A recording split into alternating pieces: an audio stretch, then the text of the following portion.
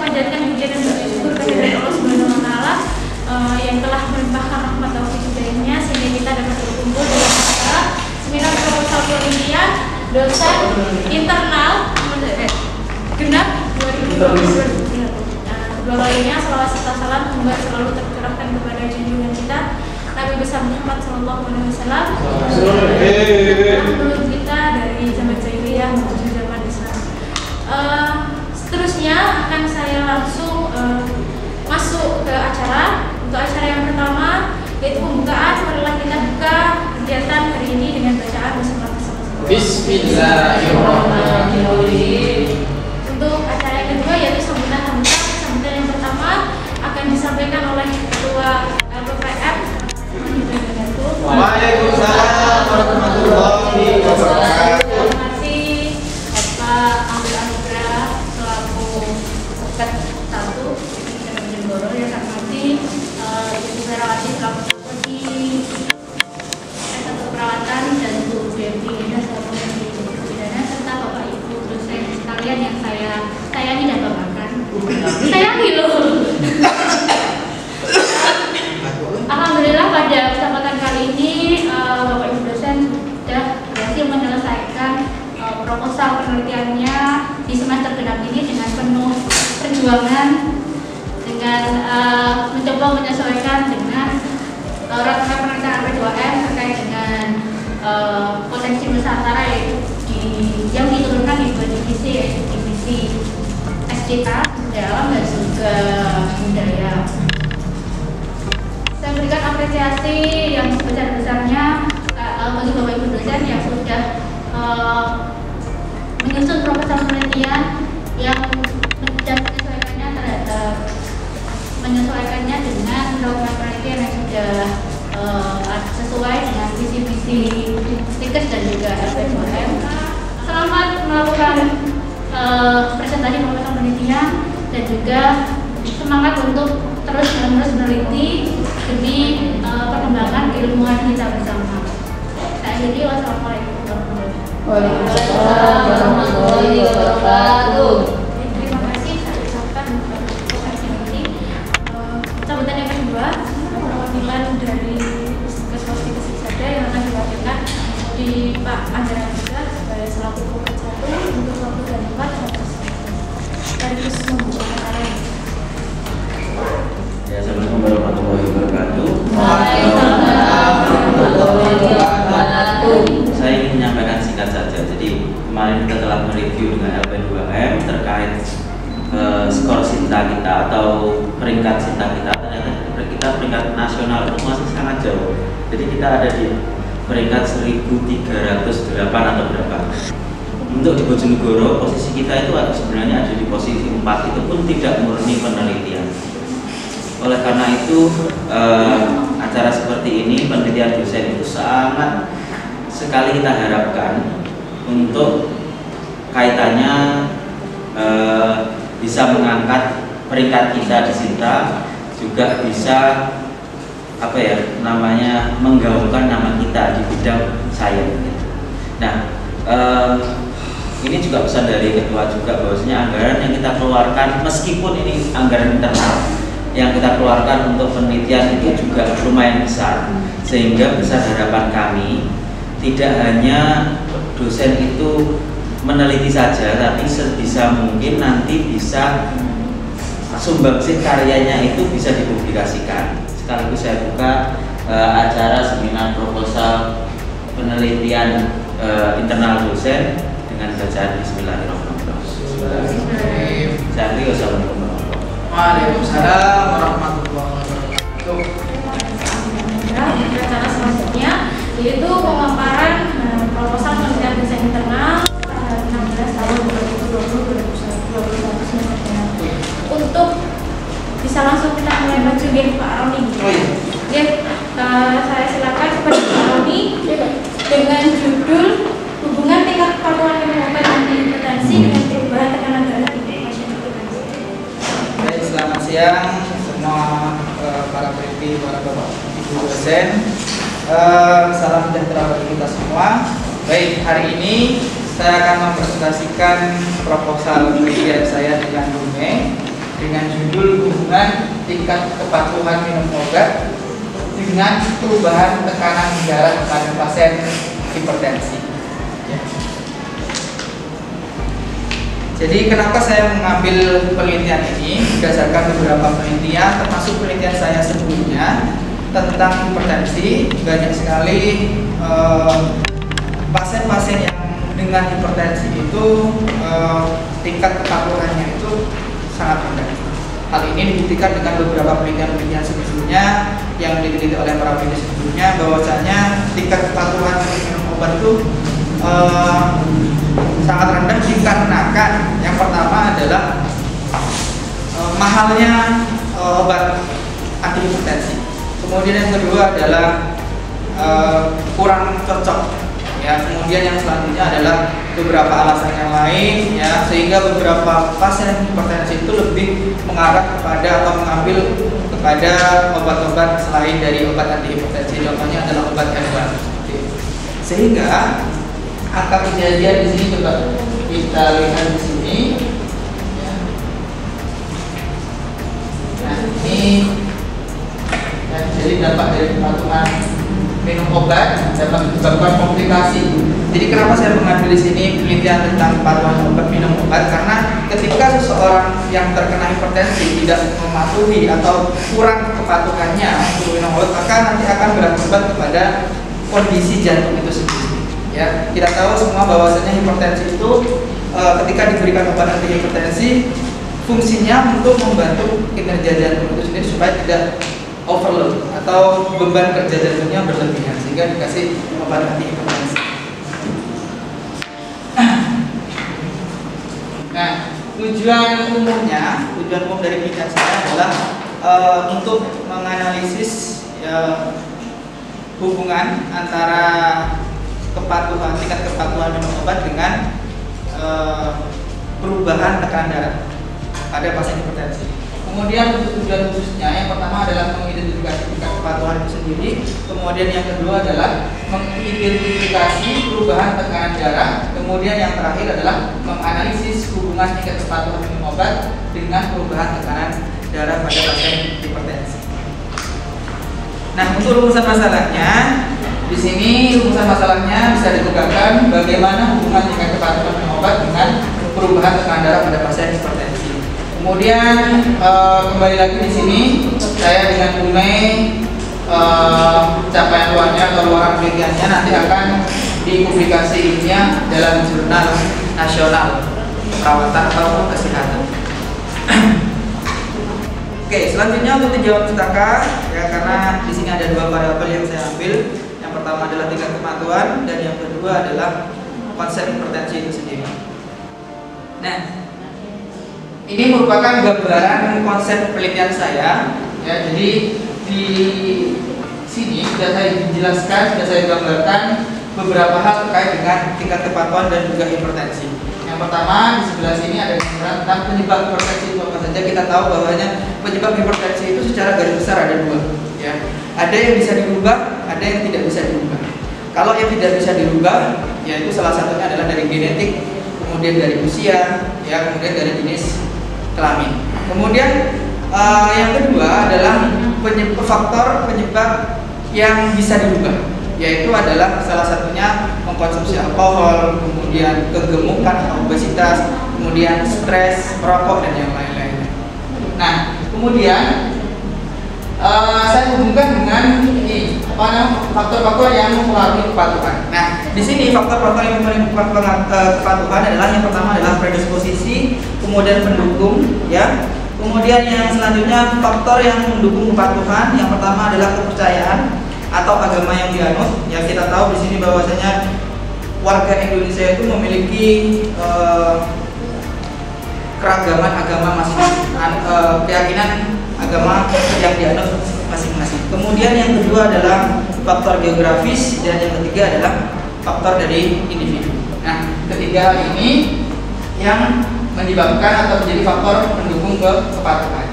Kemudian yang saya akan teliti adalah ini, ya, pemilihan kepatuhan obat. Yang pertama adalah tergantung dari dosisnya, kemudian yang kedua adalah cara minum obatnya, kemudian yang ketiga adalah waktu minum obatnya, kemudian yang keempat adalah periode minum obat.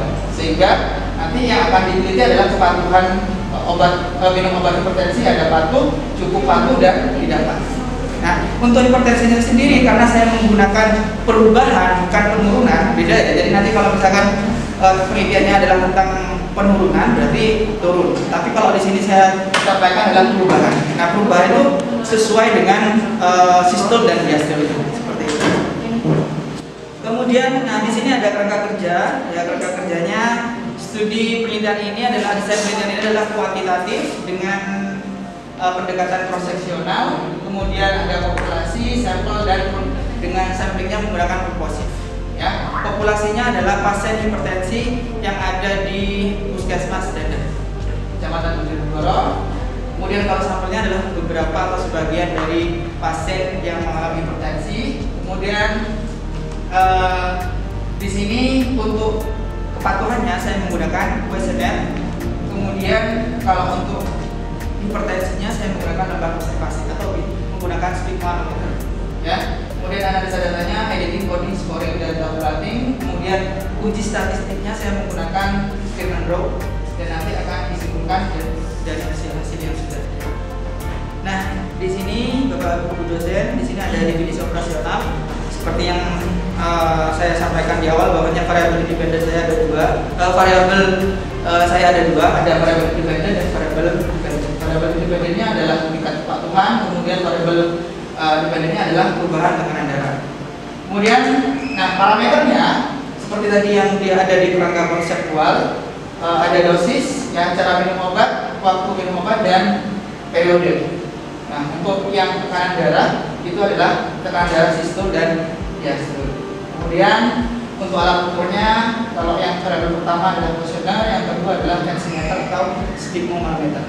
Kemudian untuk skalanya semuanya dua-duanya adalah ordinal. Nah, kalau yang sebelah sana itu adalah scoringnya. Ya, scoring untuk yang variabel pertama saya menggunakan skala Goodman. Ya, skala Goodman iya dan tidak. Tapi untuk scoringnya dikatakan patuh jika lebih dari 76 sampai 100 ya. Kemudian cukup patuh itu 56 sampai 75. Kalau tidak patuh di bawah 50. Ya, sekian presentasi penelitian saya. Kurang lebihnya saya mohon maaf. Saya akhiri. Assalamualaikum warahmatullahi wabarakatuh. Atas kesempatannya, yang ingin saya tanyakan kepada peneliti adalah di sini peneliti mau mengkaitkan hubungan kepatuhan obat dengan perubahan tekanan. Jadi yang saya tanyakan, apakah peneliti juga membatasi kira-kira jenis obat yang diminum, ataukah kan mungkin ada responden yang beda jenis obat ataupun beda dosisnya, atau apakah dibedakan ataukah tidak, tergantung dari resep dokternya dan hanya meneliti keteraturannya saja. Terima kasih. Jadi kriteria inklusi di sini yang pertama adalah tentunya pasien hipertensi minimal mengalami hipertensi minimal 6 bulan. Jadi kalau misalkan pasien tersebut hanya mengalami hipertensi 2 bulan, 3 bulan, maka itu sudah tereksklud. Ya. Itu yang pertama, 6 bulan. Kemudian yang kedua adalah pasien dengan hipertensi yang direkomendasikan obatnya oleh tim dokter anti hipertensi segala macam jenis. Iya, jadi segala macam jenis, misalkan ya mohon maaf saya menyebutkan merek, misalkan captopril, kemudian amlodipin dan yang lain-lainnya. Nanti kriteria eksklusi sama inklusi mohon maaf karena saya tidak lupa menyampaikan di sini. Jadi untuk obatnya tadi semua jenis obat yang direkomendasikan oleh dokter, baik itu yang captopril yang dosisnya misalkan dari 25 kemudian 50 mg seperti itu, kemudian yang amlodipin 10 mg itu nanti semua saya teliti seperti itu. Selamat siang. Ya. Jadi kita akan melakukan presentasi proposal yang kita buat. Jadi kemarin kita sudah masuk ke ketua untuk diberikan masukan seperti itu. Mengingat urgensi sebenarnya, jadi metode pembelajaran kita kalau diterapkan di kesehatan itu kan memang susah untuk model daring, model saat ini sangat susah sekali. Nah, ada pemikiran kami bahwasanya ini butuh pendalaman lebih terkait model pembelajaran ini, apakah berdampak kepada mahasiswa, mahasiswa dapat benar ilmunya atau memang mereka merasa kurang ilmunya, sehingga kalau kita tanya enak apa enggak, ya mungkin jawabannya nggak enak, tapi kita butuh deep interview. Jadi oleh karena itu kemarin kita mengangkat ini karena memang kalau ini kita lihat tidak ada kaitannya dengan SDM atau SDA, jadi terkait sumber daya alam atau sumber daya manusia, tetapi ini sangat dibutuhkan karena terkait evaluasi pendidikan kita. Oleh karena itu Pak Bayu dan saya berinisiatif untuk memberikan penelitian seperti ini. Nah, ini nanti akan disampaikan oleh Pak Bayu. Bismillahirrahmanirrahim. Assalamualaikum warahmatullahi wabarakatuh. Jadi ini sangat karena kami juga melihat bagaimana mahasiswa nurse itu merasakan pendidikan yang seperti ini, khususnya nurse ya teman-teman. Jadi bukan untuk di S1 keperawatan, tapi di nurse, karena mereka butuh hard skill untuk menunjukkan bahwa mereka layak untuk praktek, atau nanti ketika lulus mereka dapat pengalaman berharga dari ilmu yang mereka pelajari. Maka kami membuat pendidikan ini, dan apabila menang kami juga mengucapkan terima kasih. Tapi kalau menangkan. Terus proses belajar mengajar tidak boleh berhenti, dan melarang perguruan tinggi untuk melaksanakan pembelajaran tatap muka waktu itu, dan memerintahkan untuk menyelenggarakan pembelajaran untuk belajar secara daring. Itu ada di surat edaran Kemendikbud nomor 1 tahun 2020 itu diedarkan seperti ini. Terus program studi keperawatan akan menyelenggarakan dan menjalankan proses pembelajaran. Karena di keperawatan bukan hanya soft skillnya saja, tapi ada skillnya. Dari beberapa pengalaman teman-teman itu, mereka kalau didaringkan ataupun simulasi itu memang kurang mengenal. Jadi teman-teman tidak memahami apa yang istilahnya kompetensi yang akan dicapai itu tidak dapat, karena memang hanya untuk membayangkan dan istilahnya tidak langsung ngasih ke pasien. Nah, itu permasalahannya. Jadi dulu pernah kami coba untuk pembuatan kasus di daring atau di online, itu memang tidak bisa maksimal karena ketika ada proses bimbingan di online itu banyak sekali hambatan. Salah satunya adalah prosesnya langsung. Mahasiswa setelah ditanya tidak aktif, kita juga seperti itu. Jadi tidak bisa fokus langsung di situ karena ada kegiatan lain. Kalau misalkan langsung tatap muka biasanya, tapi kita coba di online susah untuk pemberian bimbingan, proses bimbingan. Kita menganalisanya yaitu mendistribusikan informasi-informasi dari informan atau partisipan, terus kita membaca kembali dari transkrip data dari informan, mengidentifikasi, mengelompokkan kata, mengorganisasikan dan mengintegrasikan dalam sebuah narasi.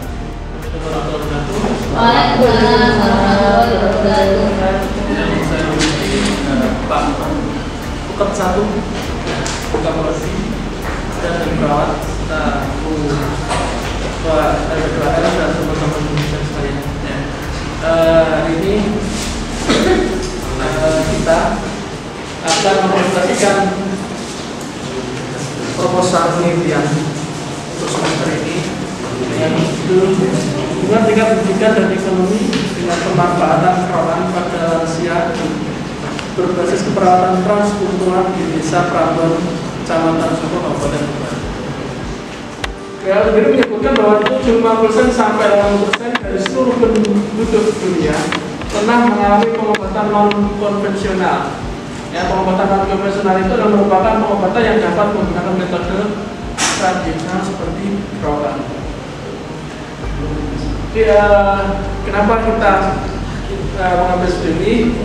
Dari fenomena ada sejak ratusan tahun yang lalu telah dikenal cara pengobatan menggunakan sentuhan, tekanan dan tusukan di permukaan tubuh yang dapat memberi kesembuhan berbagai macam penyakit. Di bahasa Indonesia punya beragam pengobatan tradisional. Salah satunya adalah kerokan untuk menyembuhkan masuk angin, bahkan pegel-pegel dan lain-lain. Masyarakat awam menggunakan istilah masuk angin untuk menggambarkan berbagai keadaan yang berhubungan dengan rasa tidak enak badan seperti perut kembung, bergelindung, batuk pilek, sakit kepala. Sedangkan kalau di istilah medis sendiri masuk angin itu sudah tidak ada. Jadi tidak ada diagnosa masuk angin. Ya, karena di masyarakat mereka menggunakan masuk angin itu adalah sebagai itu tadi banyak sekali perut kembung, bergelindung itu kalau di masyarakat masuk angin ya. Upaya peningkatan derajat kesehatan yang dilakukan oleh lansia dapat dipengaruhi oleh berbagai faktor, diantaranya kultur budaya dan sosial. Hal ini sesuai dengan teori keperawatan transkultural oleh Eichinger. Dari faktor dimensi struktur, kultural dan sosial pada teori yang ditemukan oleh Eichinger, diantaranya yaitu ekonomi dan faktor pendidikan. Jadi studi etnografi yang dilakukan oleh Tri Ratnawati tahun 2010 menunjukkan bahwa faktor ekonomi dan kebudayaan mempengaruhi pemilihan kerokan dalam pengobatan masuk angin pada komunitas petani di Sleman, Yogyakarta. Jadi menurut saya biar kesannya lebih luas lagi, kalau masukan saya lebih baik judulnya digantikan karakteristik demografi. Artinya kalau hubungan karakteristik demografi dengan pemanfaatan kerokan itu kan mencakup beberapa hal, ada pendidikan, ada usia, ada jenis kelamin, ada ekonomi. Terserah peneliti mau mengambil yang mana. Tapi kalau membatasi dua, saya rasa nanti tetap ngambil kok datanya. Usia kan tetap diambil juga, data ini kan tetap diambil juga kan. Berarti kan kerokan kan tidak setiap hari dilakukan ya kan. Apakah misalnya responden yang misalnya dia saat misalkan katakan masuk angin itu selalu kerokan ya kan, atau misalnya dia selama masuk angin itu cuma sekali kerokan, misalnya selama kurun waktu, apakah dibatasi selama pemanfaatannya itu adalah misalnya pemanfaatan kerokan pada 1 tahun terakhir, ataukah pada setiap mengalami kondisi seperti ini, ataukah bagaimana? Jadi kalau memang belum dibatasi, mungkin masukannya adalah mungkin lebih bagusnya mungkin dibatasi dalam arti sehingga nanti akan tergambar mana responden yang misalnya selalu kerokan atau mungkin hanya seumur hidupnya 2 kali, tetapi kan masih beda kan kategori pemanfaatannya. Karena lansia jadi kita nggak usia ya, nggak meneliti usia, kan tidak boleh lansia. Nah, terkait dengan frekuensi melakukan kerokan itu memang kami belum batasi Bu. Jadi kita mau menetapkan ketika sakit lansia itu memanfaatkan kerokan atau tidak. Jadi memang belum kita rincikan manfaatnya apakah selalu setiap masuk angin atau ya sakit apapun, atau ada masuk angin dan diatur saja atau bagaimana ya. Jadi nanti kita bedakan apakah nanti karena dari tingkat pendidikan dan status ekonomi itu cenderung mempengaruhi ya maksudnya setiap sakit kerokan, apakah karena faktor ekonominya yang memang mencari pengobatan alternatif yang dikira aman dan tanpa mengeluarkan kos yang tinggi, atau memang karena banyak pilihan tertentu saja, misalnya sakit apa menggunakan kerokan. Terima kasih kesempatannya untuk DPR. Di sini kami akan menyampaikan terkait pengalaman yang kami para dalam memanfaatkan metode hijau sebagai upaya memberikan akses eksklusif.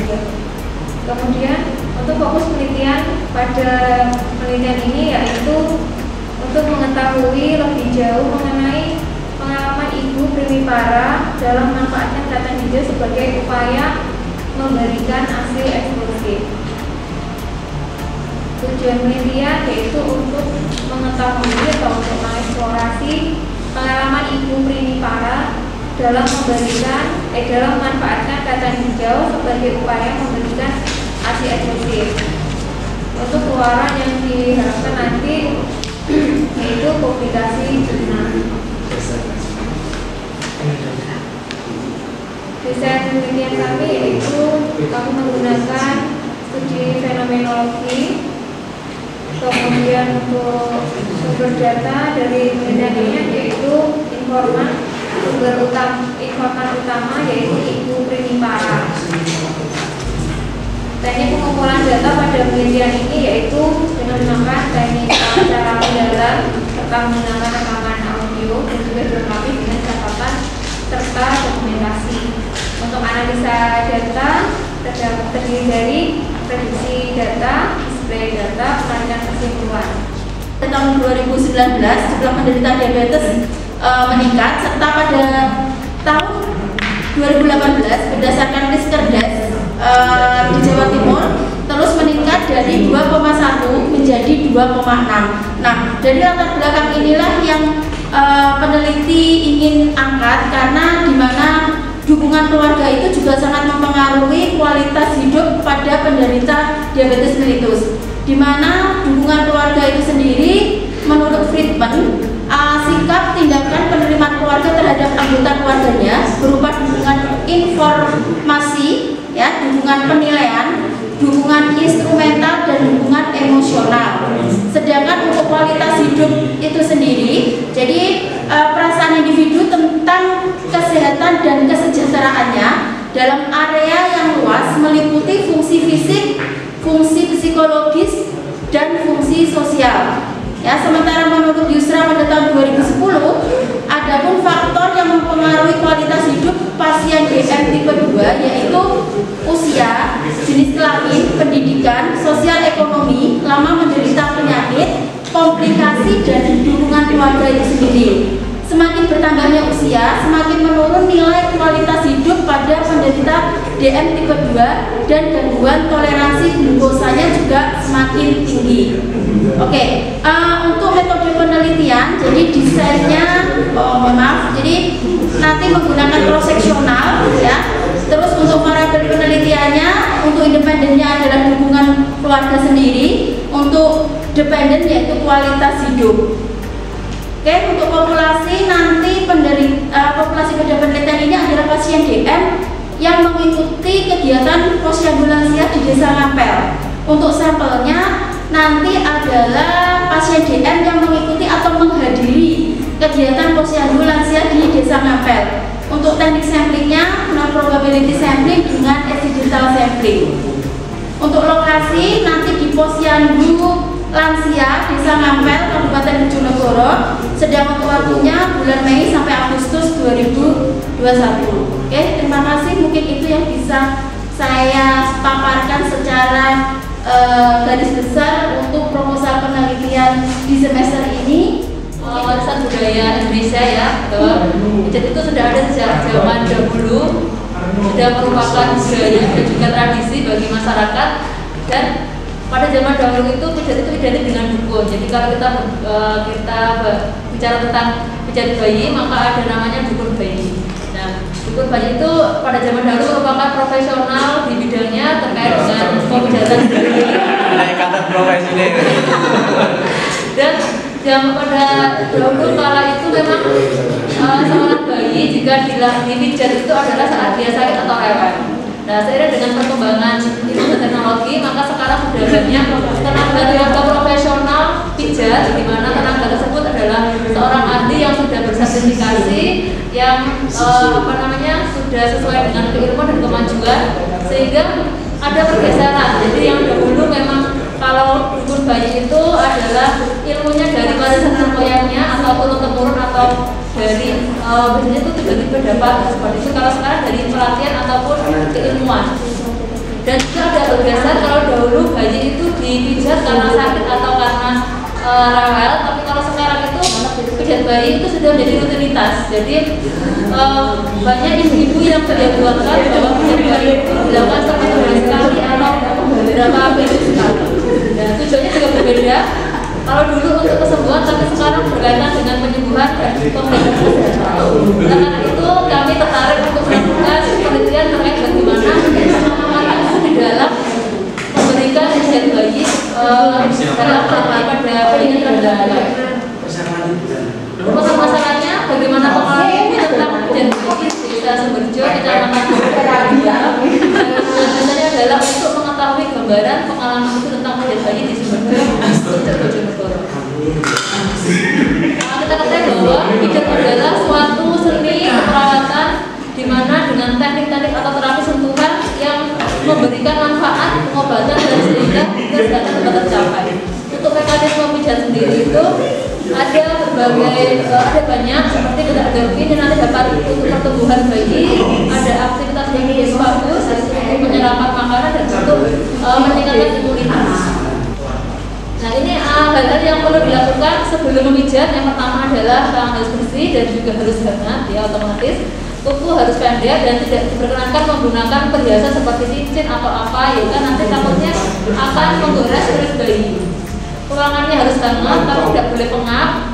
Dan saat bayi dipijat jangan saat bayi selesai makan atau bayi saat sangat lapar. Jadi kalau bayi sudah makan maka atau setelah menyusu misalnya bisa ditunggu sekitar 2 jam baru langsung dilakukan pemijatan.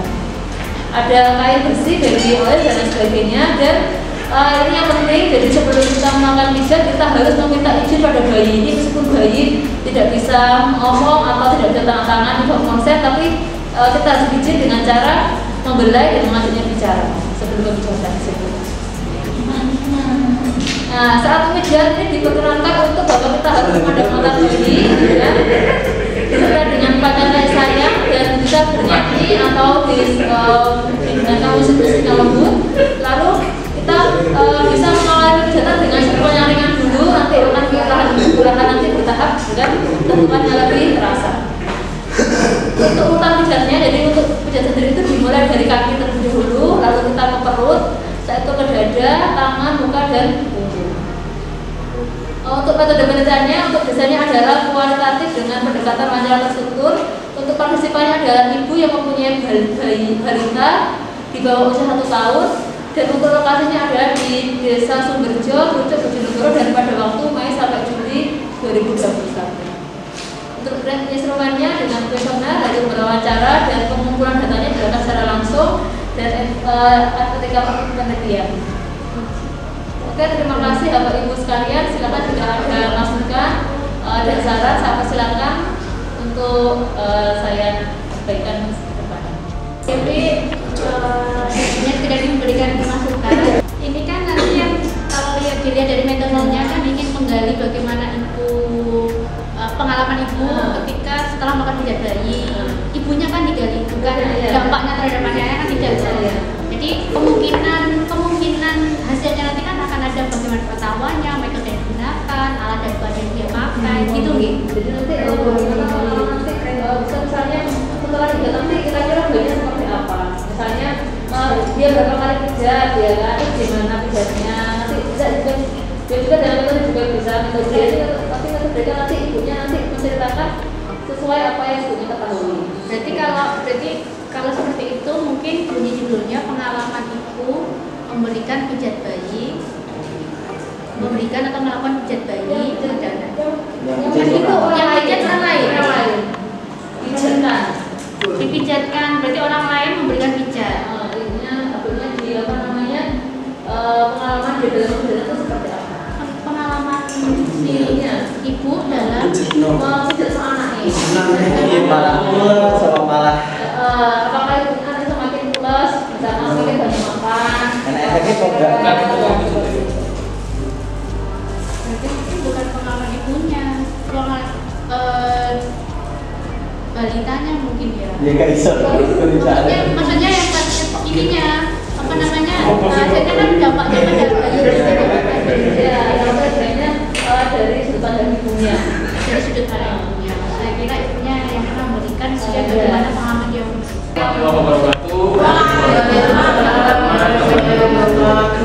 Dosen prodi keperawatan dan kebidanan dan juga koordinator profesinas. Terima kasih atas izinnya kami mau presentasi terkait dengan proposal penelitian kami untuk semester genap tahun ajaran 2020-2021 dengan tema studi kriminologi pengalaman lansia. Maka hidangan acara tahlil di Desa Prambon Tergaya Kecamatan Soko Tuban. Kenapa ini kita angkat karena memang di sini kita sesuai dengan divisi kami dan terkait dengan budaya dan kita juga mengatur ke hal yang sifatnya adalah spiritual. Nanti di sini akan disampaikan juga oleh Bapak Yusuf Munggo. Tahlil itu berasal dari kata tahlil ditambah lan, karena lan itu adalah kegiatannya. kalau tahlil itu belum tentu tahlilan, kalau tahlilan sudah pasti ada tahlilnya. Jadi seperti itu. Nah, fenomena yang kita dapat itu dari 10 lansia yang kita temui bahwasanya ketika mereka mengikuti acara tahlilan, mereka tidak mau makan hidangan yang disuguhkan oleh yang punya hajat, istilahnya seperti itu. Nah, dari penelitian ini yaitu mengeksplor pengalaman lansia memakan makanan hidangan di acara tahlil. Nah, sebetulnya yang didapatkan itu apakah mereka tidak makan itu karena satu takut sakit, atau mereka sudah pernah membuktikan setelah makan itu benar-benar sakit, atau hanya mitos saja. Itu yang ingin kita dapatkan. Manfaat dan penelitian sendiri harapannya nanti ketika ini ada bukti bahwasanya yang makan itu tidak sakit, secara otomatis nanti yang punya hajat pasti akan lebih senang ketika ada tamu itu memakan hidangan yang disuguhkan. Okay, next. Nah, ada pun konsep yang kita pakai di sini ada pengalaman, konsep tahlil dan tahlilan serta psikologi. Juli pada tahun 2021 ada pengeluaran dari penelitian ini, yaitu Jurnal Nasional Terakreditasi Syukur kalau bisa singkat 2. Terima kasih banyak. Assalamualaikum warahmatullahi wabarakatuh. Sosio. Apa jenis? Bagaimana keterkaitan dengan kesehatan, minimal psikologis lah, itu nggak muncul di judul. Jadi saya tahu maksudnya. Maksudnya ini kalau misalnya ada kebudayaan kita, kalau misalnya ada dari bacaan ini mau mana maksud bacaan misalnya itu udah ngopo lah misalnya mau mengangkat itu, tapi boleh terkaitan dengan kesehatan ini kok gak ada sih sambungannya gitu loh maksudnya gitu kan, akhirnya gitu. Menurut saya sih Pak, jadi judul ini tuh masih apa ya? Lanjut aja panggil. Langsung kasih masuk kata. Memang gak cocok berkaitan dengan kesehatan. Mungkin peneliti mungkin bisa beralibi berargumen keterkaitan ini selain budaya itu tidak mau makan ini, apa kaitannya ini dengan kesehatan atau kesehatan psikologis lah minimal, apa keterkaitannya? Mereka itu badannya terasa sakitnya semakin parah, sebenarnya itu. Jadi kita itu apa ya? Sangat keterkaitannya di psikoneurologi atau apa itu. Sebenarnya itu yang ingin kita dapatkan di psikoneurologi. Tapi kalau misalnya tidak dapat ya monggo, maksudnya gimana? Yang ingin ditangkapnya di situ karena mereka mengatakan kalau habis makan itu katanya sakit-sakitan badannya kan itu, loro, gelinu dan kesehatan. Itu apakah psikisnya saja yang muncul sehingga terjadilah sakit beneran, atau kalau budayanya kan sebenarnya budaya tahlilannya. Kalau masalah yang sekarang itu dia makan atau tidak itu sebenarnya bukan budayanya tahlilannya. Kalau yang makan dan tidak makan itu sebenarnya kita ngambilnya sih di psikisnya sih. Ini beneran hanya psikis atau memang kenyataannya seperti karena rohnya mungkin ikut masuk gitu Pak. Arahnya itu kira-kira bagaimana biar nanti ya biar gak gagal gitu pakai ditolak. Apa di lembaga sudah perawatan bingung betul kalau misalnya masuk kesehatan pasti akan menanyakan itu karena atau mungkin judulnya terkaitan Judulnya kira-kira ada judulnya apa judulnya Pak? Psikologis apa misalkan itu. Dan semoga proses